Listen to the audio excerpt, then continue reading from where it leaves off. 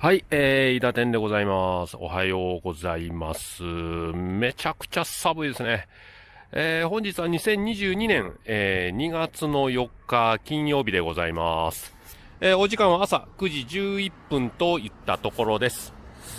今回はですね、先日、めちゃくちゃ冷えてる状態の朝一のエンジンの始動、もしくは暖気っていうのをお送りしましたけど、今回はね、朝一エンジンが冷え切っている状態からのエンジン始動と、マフラーからのね、水蒸気とかをね、ご覧いただけたらと思います。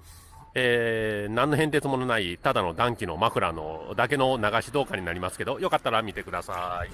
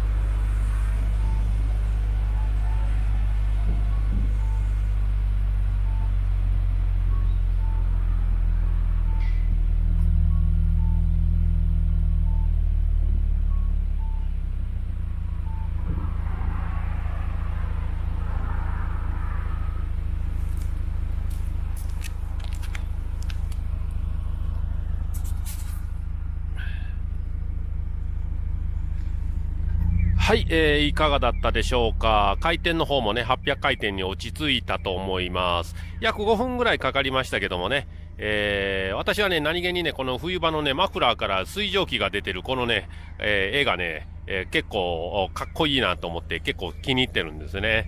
いつか撮影したいなと思っていました。いかがだったでしょうか。今回は何の変哲もない朝一のね、エンジン始動、マフラーからの水蒸気撮影してみました。